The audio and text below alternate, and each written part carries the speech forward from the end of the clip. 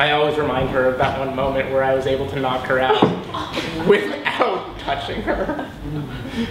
So, do you have a story, Benjamin? So, in my first episode of living in California, I was a misspent youth. Or had a misspent youth, and sort of was living this life that I wasn't really sure about, and so my troubles landed me in jail.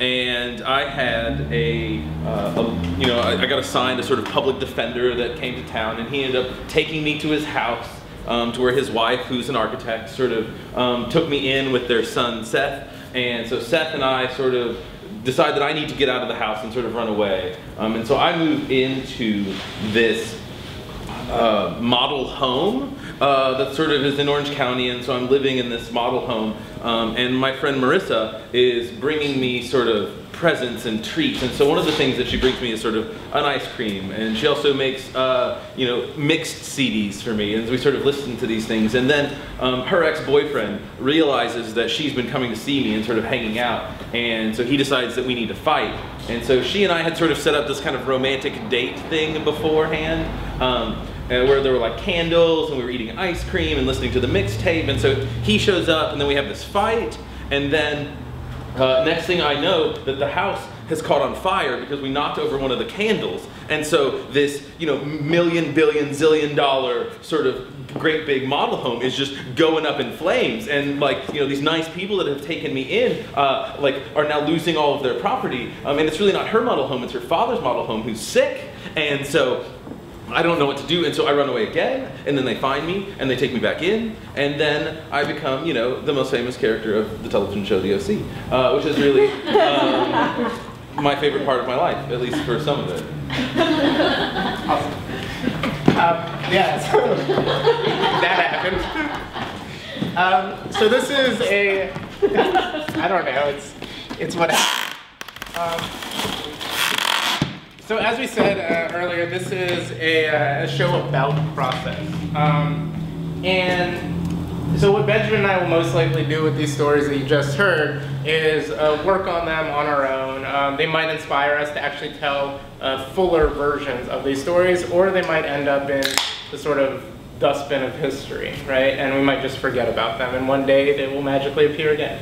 Or most of them just disappear. Most of them do just disappear, and then we're reminded, oh shit, that happened. Like right now. We have a couple of stories that go past that point and start to be the stories that we're saying, hey, maybe we can work on these a little further and do something a little bit more. They're the works in progress. So we have two of those tonight for you, and we'd like to do one, but we don't know which one, so we'd like you to choose for us.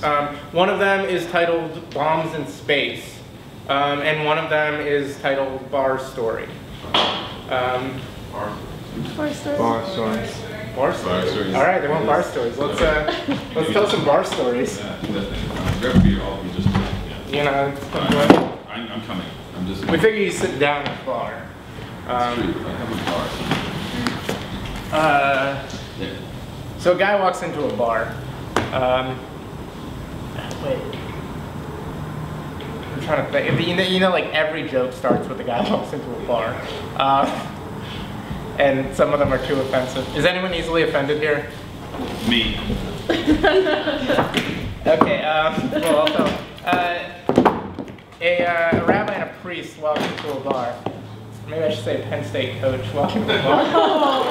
That's fancy. A rabbi and a Penn State coach walks into a bar. Well, you know where this is going, man. So, not to the police station. No, definitely not. Actually, no, they don't walk into a bar. They walk down the street and they see a little boy, and the Penn State coach says, "Don't you want to screw that little boy over there?" And the rabbi says, "Out of what?" But it's okay because it's Jewish, right? I don't know how to follow that. The bar story. Yeah. So, I worked in a bicycle shop, and so people would come into the bike shop a lot of the times and complain about rattles or like little clicks in their sort of bike. And so people that would like repeatedly come in, you know that you can't fix it, and so you figure you might as well mess with them And so one of my favorite things to do would be to take their handlebar and pull off the grip and fill it full of sand or water or ball bearings. And so at every turn they get this crazy sound that is unexplainable. And you know, at least they had a reason to come see me again. Do you know the Lao Tzu story? Lao Tzu? Like Lao Tzu, yeah. Trees and things. Walks into a bar. Right. The butterfly. Yeah, and they say something like, I am the thing, but not the thing. Yeah. You should probably tell that. Okay, I don't remember it though. Neither do I, obviously. See, this is the problem when... Alright, well, so Lao Tzu, is that how you pronounce it? Sure. Anyway, Lao Tzu walks into a bar, you know, and an old Chinese philosopher, and he's really confused, but not in the confusion of like chaos kind of way, right? In a Confucian way? Ah, I like that. I was gonna say like a confusion, right? Like where all these ideas sort of like come together. And he's sitting in that bar, and the reason why he's confused is because We should stop that. yeah, that's done now. About an hour ago, he had been sitting under a tree taking a nap. And about an hour ago, he had been a butterfly fluttering around in the air and experiencing the world as a butterfly. Now the problem was he didn't realize if he was in fact Lao Tzu sleeping under the tree dreaming that he was a butterfly, or if he was the butterfly having gone to sleep and dreaming that he was Lao Tzu walking into a bar. And he sits at this bar and just contemplates this, I think for all of eternity. I just realized that it's Shuangsa. It's Shuangsa. Which It's makes not more sense. We got our shiz sort of backwards. But Shuangsa is actually Confucian, and so that joke actually is much funnier that way. But neither here nor there. So I think about the ways in which sort of sitting in a bar has these sort of stereotypical sort of actions, and there's a bar in the city I used to live in that gave regulars their own cups, and there were these sort of walnut. You guys aren't from the Midwest, or you might be, but so in the Midwest you have walnut bowls. And this is like a famous thing around Branson, Missouri, where you like go to the factory and get yourself a walnut bowl. And they're those like basket weave bowls that like were popular for salads and things in the 80s, and then they like got bigger and things. But anyway, so they also make walnut cups and walnut mugs. Way less popular. They're actually out of making them now, but you can still buy them on eBay if you need one after this. You know, we have the internet. So they would have these mugs, but they'd only let you have them until 9 p.m. Because people had sort of like gotten in fights with them previously. I don't know what all the violence in my stories are tonight, but someone apparently like beat someone within like an inch of their life with this walnut bowl cup, and so the regulars had to stop getting them. You know, that's a very different way to sit at a bar than you know, contemplating your existence. But I mean, it's proving that you're still alive. Yeah, I've got a story that might kill this whole section for the night. That draws a little bit on that. Like which section? Like that section? No, like that like, section? y'all are, and we'll just, I guess we just let it play out. Yeah. All right, so there's 4 rabbis walk into a bar. I know, I'm on the rabbi kick tonight. I can't help it. I don't know where this is coming from. I think I started with my Jewish grandmother. What? Israel? What about Israel? Is that where it's coming from? It is probably coming from Israel. So you're on that side then. Whoa. So these 4 rabbis walk into a bar, and they're studying. So there's 3 major books in Judaism. There's the Torah, which is you know, the direct word of God. There's the Talmud, which is the rabbinic interpretation of the God, and then there's the Kabbalah, which is the spiritual sort of understanding of the word of God.